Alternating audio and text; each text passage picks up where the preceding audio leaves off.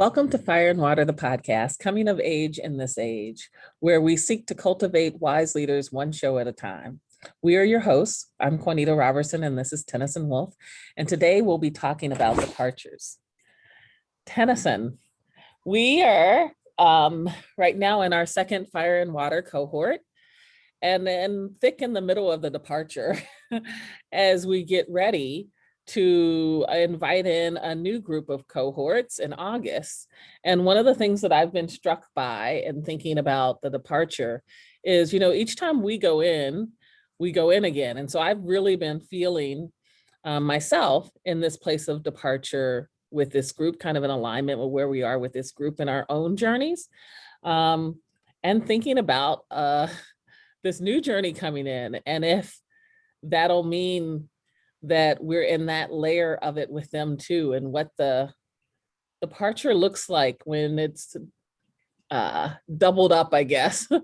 I think about how in different parts of our life, often we are in different stages as well. And so I guess my question for you is, how has departure been working you in these couple of months that we've been with this second cohort of Fire and Water? Ooh, yeah. Okay. I'll try to pick that up. There's a fair amount that I relate to, and there's a lot that's in it. But to the point that you're speaking to initially, Quanita, of we journey with our people, and it means that we are likely to experience some of what we are invoking and inviting with others. So there's a theme of departure that's quite working me. One of the things that I like about this format for you and I is that it's just to be in our learning with one another and make it a little bit more visible so that others can be a part of it, or be a part of witnessing it also.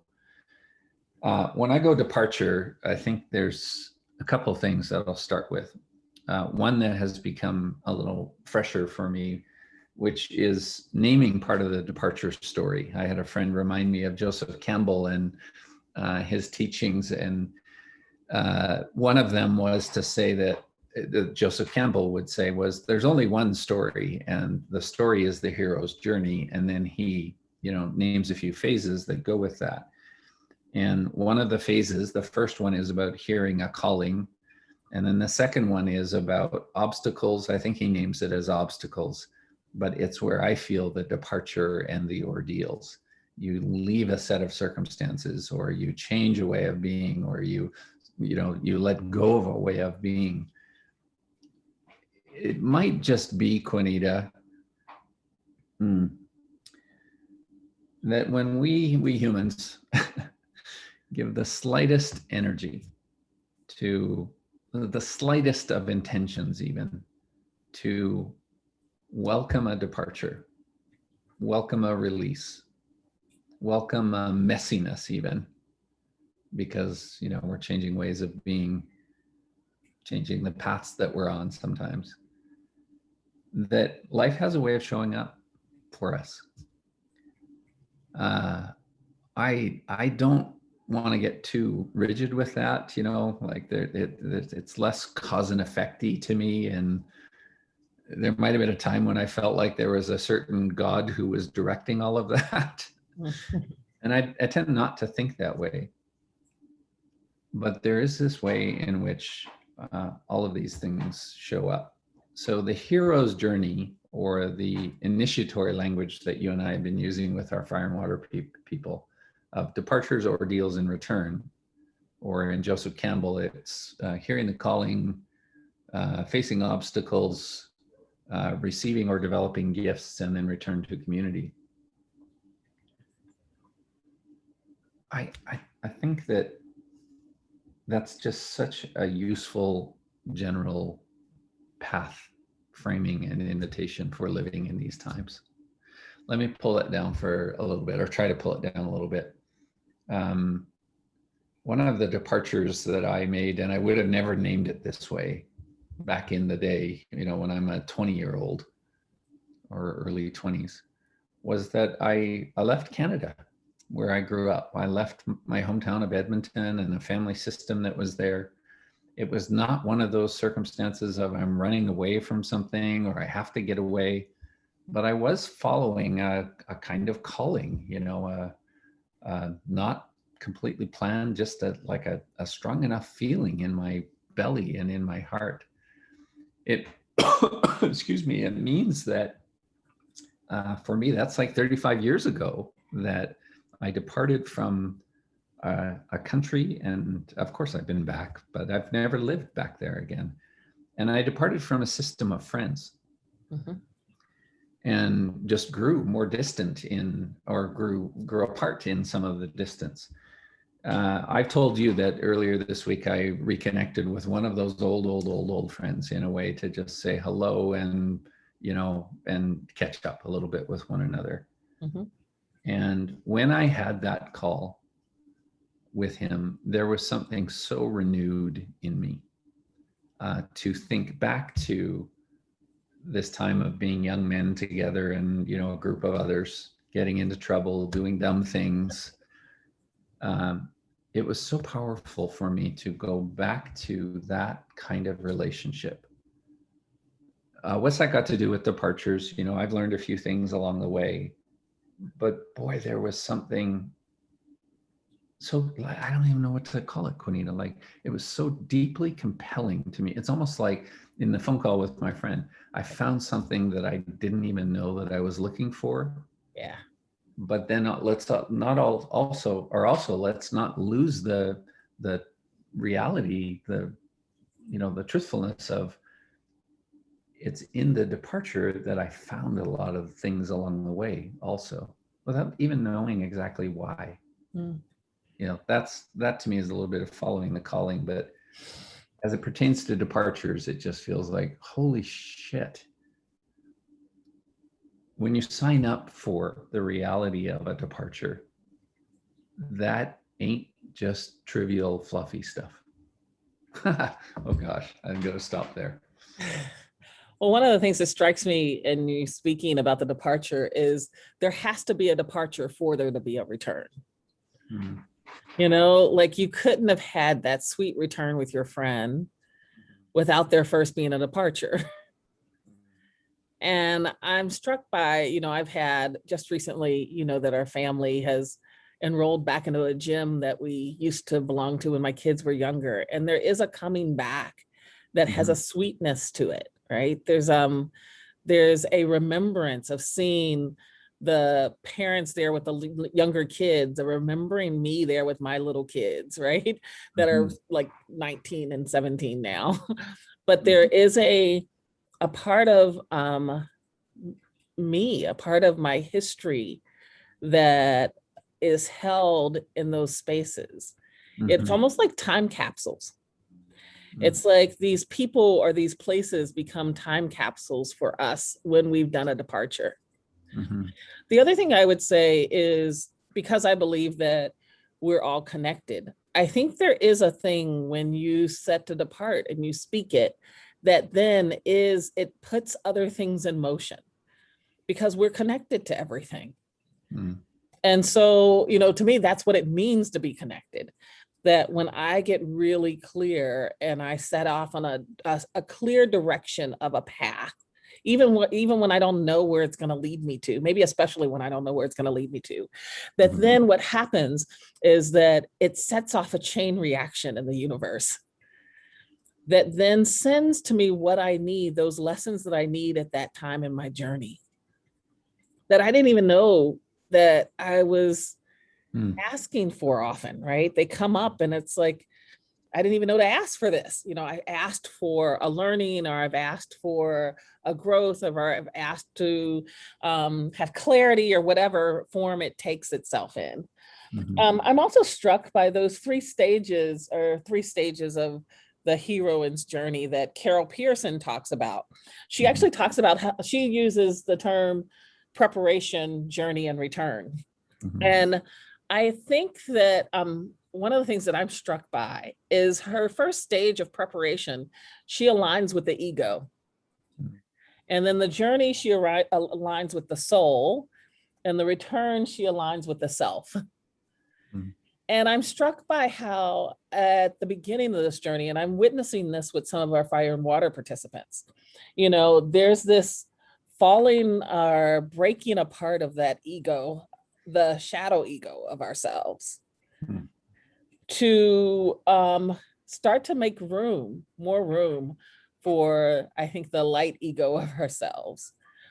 And to see people, to witness myself in the journey and others, when we say, I always say when we say, God, help me, we're really saying, challenge me.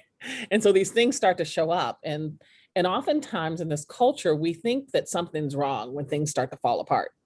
Mm-hmm. Instead of, no, that's what we've asked for. That's exactly, we may not have used those words, but when we step into a journey like this, we're asking to be transformed. And there can only be a transformation when something old goes away and something new shows up. Yeah. Can I pick it up? Yep. Timelines matter in this, I think. I can find the part of me that wants to more neatly define, these 16 months are this, or, these 3 months are this, but I don't think that's the way it works. When I think of my friend and the conversation I had with him, that's got like a 40-year timeline to it. So I don't think we get to choose the timeline for all of the layers. We can probably always find something that's happening right now. Yes. I am relating to what you said around the comfort and discomfort, because departures in a way are to move from the familiar, move from even the comfortable into what is less familiar or completely wacky, unfamiliar, not known, or just discomfort. And that naming that you've spoken of, just because it's not comfortable doesn't mean that it's wrong. Yeah. Or just because, I think another one of your statements is, just because you're not feeling well doesn't mean you're not doing well. Mm-hmm. There's something to be said for how we, and this is part of fire and water, don't just give ourselves into what is comfortable. Now, I realize there's a sort of shadowy side of that, if taken to the extreme, that says, well, just the more you can become a sucker to punishment, the better. That's not the place to land in all of this. But to like to really welcome some of the deeper churning and the deeper growing of who we are, to me feels like part of the mature journey. Now, in some of the stories that I'm aware of, or that I also make up, in indigenous societies, or at least in some indigenous societies, there was so much more of a guiding elder process that would help younger people transition into another stage of adulthood. And I think part of the role of the elders was to recontext some of the struggle or some of the difficulty. In a different context, you and I have been talking about race and equity and justice and inclusion, diversity and inclusion. And one of the people we're listening to, Dr. Ken Hardy, offers this line, like, you are entitled to safety. Now, this was in the context of race and some of the things that were happening. You are entitled to safety. You are not entitled to comfort. And I think that's got something to do with the departures that we are in. It's just like there's some powerful human living that by its definition might feel incredibly challenging. Like, I don't want to understate, Quanita, the layer of challenge that can come with a departure. We can talk about departure as in moving from one home to another. Mm-hmm. But if the departure we're talking about is like your psychic home, who you are, who you think you are, who you've been, what you have claimed to have known, into a territory where all of that gets scrambled, mm-hmm. That is, oh boy, that is no small thing. There are scars in that. There are scary moments in that. There are sacred moments in that. I'm referencing Lisa Hess and some of her writings on sacred, scared, and scarred. But there's stuff happening there. And that doesn't mean not to take it. It just means, yeah, well, I think there's a void of it in the general path that society seems to prescribe for too many of us. Ooh, let me stop there. The picture I got in my head when you're speaking is of a trapeze. So like being on one hanging, swinging, and you have to let go to grab a hold of the next one. And one of the things about this journey that I think tends to be that place of like terror, scary, whatever, is that when you're moving from one set of beliefs and to claiming a new set of beliefs, there's a moment where you have to let go of the old, but the new haven't arrived yet. Yeah. And it's that space in between where you don't know who the hell you are. Yeah. Because you've let go of this old belief system and you're waiting for the new one to show up. And I've, in my own coaching of people or in fire and water, have witnessed people being in that place, me being in that place, and my, in the lots of transformations that I've done in my life, whether it's me starting my healing journey as a teenager, or whether it's me leaving my marriage, there's a letting go of what you have known. And waiting for the new to show up. And in some ways, you talked about the timeline. I think what happens is the departure, it's almost like in the departure, the journey, and the return, there's lots of those, even within the same journey, right? So like there's the timeline of the first year of whatever you've done. There's a timeline of you. So if we use your example of leaving Canada, there's a timeline of what you learned that first year. There's a timeline of what you learned in 10 years. There's a timeline that then the 20-year version of you, because we change and grow. And so there's an opportunity for a return and a return and a return to yourself again and again and again. That just deepens the learning, even though it's rooted in the same journey. Yeah, holy moly. What I can feel in all of this, and I suppose I'm saying it out loud in hopes that it encourages others who wobble on their edges or, downright fear the edges. Without planning it, I've been thinking a lot about departures, the different layers, departures from a friendship system, departures from a family system, departures from a country, departures from a church, and a faith community is also part of it for me. There is such a discombobulation that I feel familiar with, a denial that I feel familiar with, like trying to smooth over the edges a little bit, or not think about it.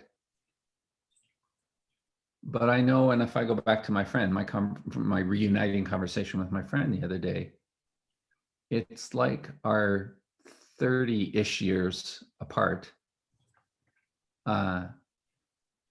really creates important material for how we come back together.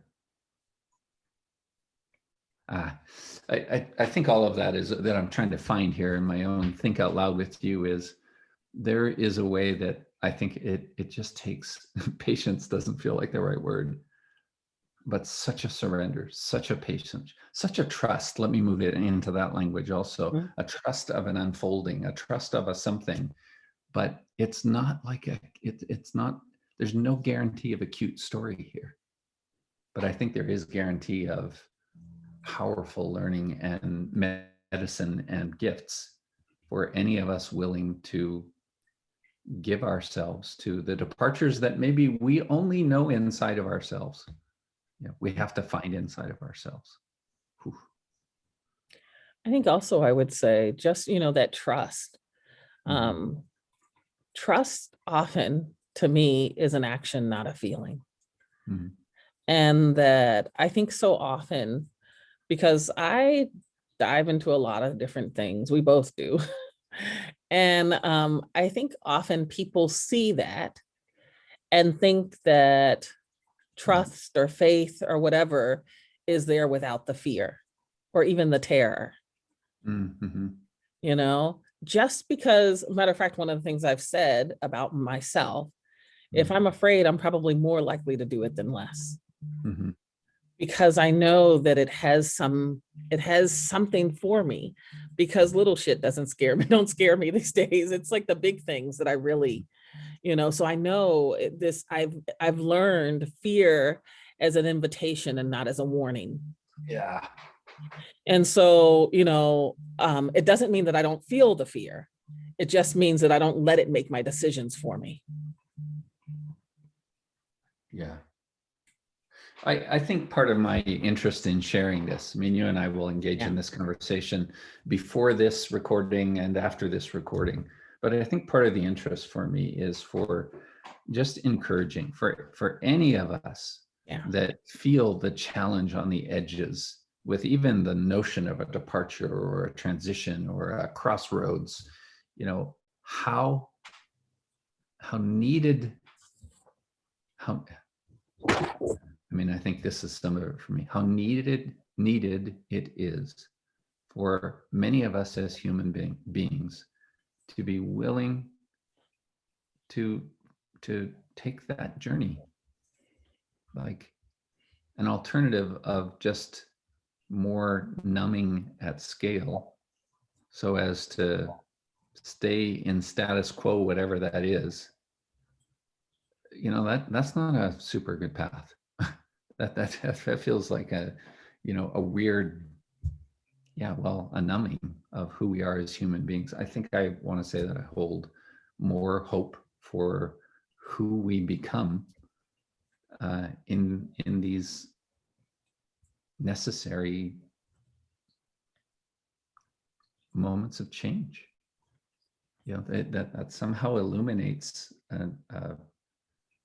what is it, a hope for me in how we human beings participate in and contribute to the times that we live in.